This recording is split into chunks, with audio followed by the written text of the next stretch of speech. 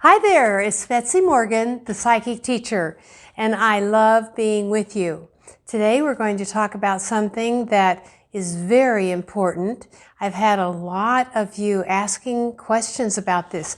You know, I have done a few videos on Kundalini awakening, and because this is very humbling. I have this gift where I can transmit to you the vibration of your Kundalini awakening. I was so fortunate years ago to receive Shaktapa from my guru, Guru Mai, Swami Chivilasananda, who I just love.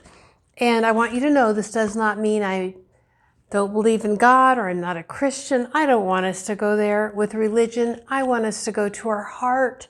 Our heart is our true spiritual home, and my religion is love. You can have any religion you want as long as you are willing to let your heart open and feel love. You're there. You're in the family. That's the road home. So you can call yourself anything you want. And as long as you love and forgive and have compassion and gratitude, you're on the right path. So anyway, I had this wonderful experience of Shaktapa, which did, I believe, contribute towards the Kundalini awakening in me. I had other experiences which include, I'm a Reiki master and I've done thousands of Reiki initiations and hundreds of Reiki treatments, and I've done thousands of channelings, and I know you have your own spiritual path. Everything you do that comes from love and service contributes to your awakening and to the Kundalini rising. Kundalini rising simply means that you are waking up spiritually. And this is wonderful when we ultimately wake up, when we are awakened. We have peace, inner peace.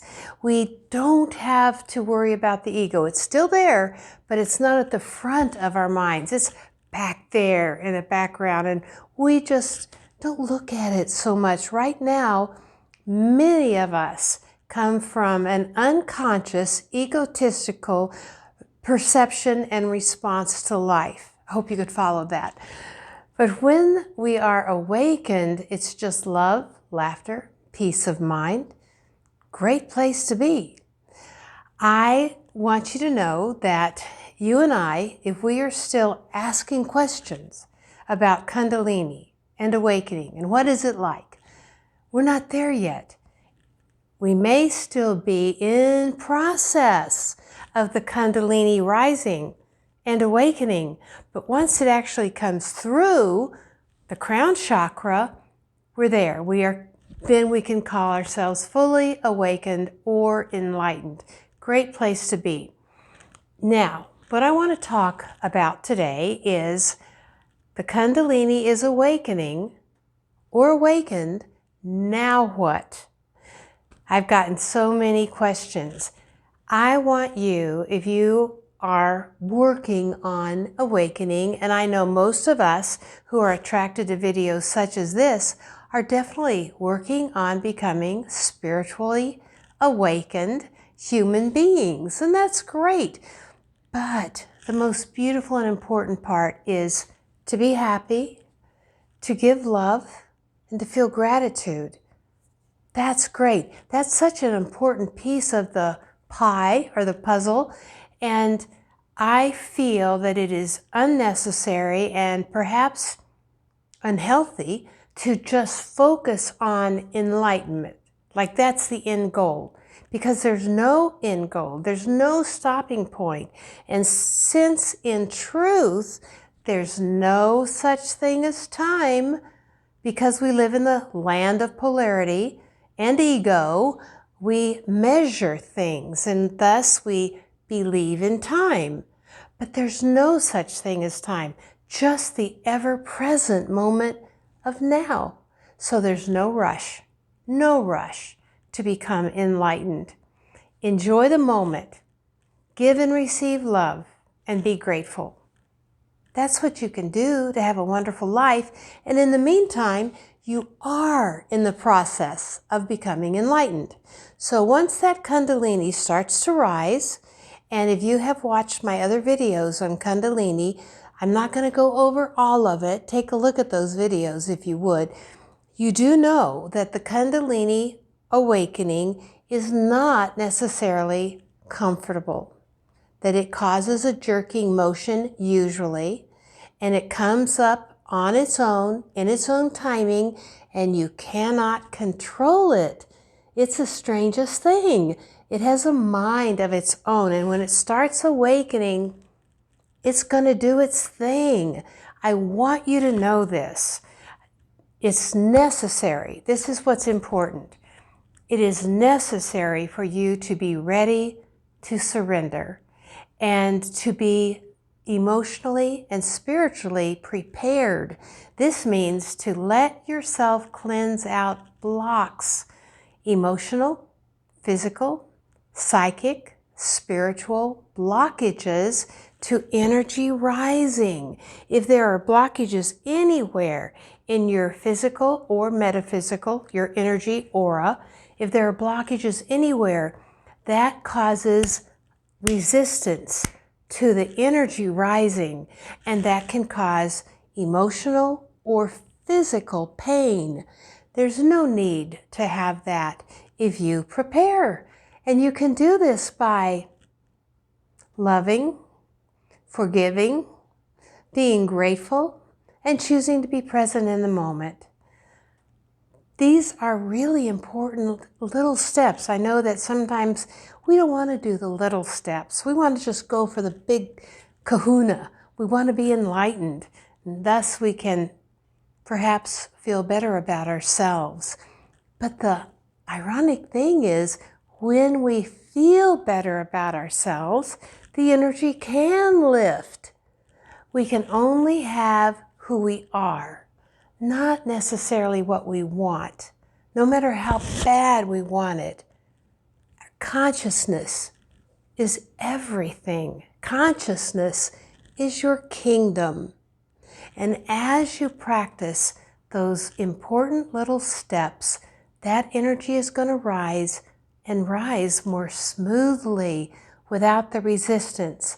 Because when Kundalini starts to rise, you are going to get symptoms and experiences depending on how many blocks you still have left in place. And if you have emotional or physical blockages that you have not cleared out because of prior spiritual practices, it's going to be difficult. You might get depressed. I've gone through that. I hate to tell you that, but you know that popular word, let's be transparent. Transparency is the new thing. And yeah, it goes through this resistance of where I have not been willing to feel my emotional pain. Let's say in high school, I didn't feel like I belonged, but really who did? So I have got some residual pain and I didn't clean it out. Wherever you have emotional pain, love yourself, forgive yourself and others, and let it be. Let it be okay. And bring love to that memory and let the energy flow through. Because as you do that, that heals and that releases that blockage so the energy can rise. Now, once it started rising, and if you are finding that you have difficulty, such as depression or headaches or tiredness, I went through that too, just wanting to sleep all the time. This is a result of the energy started awakening, and it is cleaning out those residual blockages so that it can reach home, the top of your head, and then leave so that you can feel enlightened, blissful, and happy. No matter what's going on outside, you're happy. And by the way, if you do reach, this may stop your urge to become enlightened. If you do reach, if the energy does go all the way up and out the crown. You will be so blissful, and all your lessons learned in this lifetime, you won't need the body. And poof, you could disappear or lie your body down and take off and go home. We only need a body to give and receive love and to learn our lessons. And one of those lessons has to do with how to release these blockages, how to give and receive love, how to be grateful, how to forgive. So we're actually learning important stuff while the energy is rising. Now, as I was saying, when that energy starts to rise, you'll get symptoms. Could be depression, could be that you're sleepy, could be headaches or stomach aches, could be aches and pains anywhere in your body. It could be that you cry a lot, or perhaps you laugh incessantly. It's strange and unusual behavior, and it's okay to get a therapist. Don't feel bad if your Kundalini is rising and you're becoming enlightened and you have a therapist. Okay, do what you need to do to help yourself feel sane and safe and happy. All of that is part of the path. You are a good person. And when the Kundalini starts rising, this is what I'd like to call the kicker. You can't shut it off. So don't encourage the Kundalini to rise until you really feel ready, because you can't stop it. Once it starts, it's going to keep on going and keep on working at getting rid of those blockages. Once it starts rising, what you can do to ease the pain, if you have any negative symptoms, is when you can, stop. Relax, even if it's only 3 minutes, and breathe. And consciously run light up and down your body, especially through the blockages, if you can locate them. If you've got emotional blockages, run the energy through your heart. If you have headaches, run it through your third eye. And it doesn't hurt to run it all the way through your body and in and out of every chakra, every cell. And then when you're through running the light up and down and out your body, then ground yourself with more breathing. Relax, slow breathing. I like to do it slowly through my mouth. In through my nose and out through my mouth slowly. If you start to get dizzy, that's because you've picked up higher energy. And stop the breathing exercise if you want to, and just relax for a moment. Then drink a whole glass of water. Water is so good for enlightenment, for grounding, and to help you retain peace of mind. It's good for your body, your physical body as well. Also, getting outside in nature, so good. It produces a feeling of balance and harmony with the all that is. So get in nature. Allow yourself to open your arms and hands and bring in the sunshine. Bring it in, actually physically bring it in and feel it. Even if you have to imagine what it feels like to bring sunshine into your body. It feels like happiness and joy and peace and goodness. Bring it in and ground it once again. Give thanks that you are awakening, and then ask your angels and ask our channeling teacher guide, Orion, please help me to awaken gently.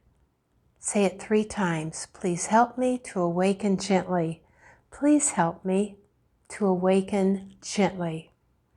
And then say thank you. Our guides and angels love gratitude, just like we human beings do.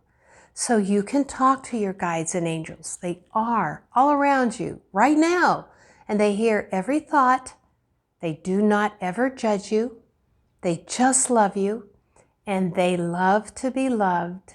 They love to be talked to. They love to be thanked. So when your Kundalini starts to awaken, what next? Allow yourself to meditate, even if it's just 3 minutes. You don't need to meditate a lot, just 3 to 10 minutes, really, because you don't want to push it. You want to cleanse the blocks if you're having a difficult time with your awakening. Now, the Kundalini will go off spontaneously. That's different. It's not a symptom. The Kundalini you'll feel the energy rising for sure. If you are enlightened, you won't have these symptoms anymore. If you are enlightened, if it's gone out your crown, you won't have these symptoms anymore. So if you have symptoms, you're still awakening. And then do just the short meditations with breathing and imagining running the light, then drink a full glass of water, go outside when you can, bring in the light and give gratitude or thanksgiving. Talk to your guides and angels and ask, help this awakening to be gentle and easy, and thank you. And then ground again. Think of your feet and run the light back down through your body, through the soles of your feet and into Mother Gaia. So there you go. One more time, please don't fool around with powerful Kundalini. Make sure you are ready to awaken. Cleanse out those blockages, feel the love, give forgiveness, and give gratitude. It is wonderful being with you. Remember, if you would like to receive these YouTubes as soon as they come hot off the press, just sign up for them. I am Betsy Morgan, the Psychic Teacher. I'll see you again. Bye.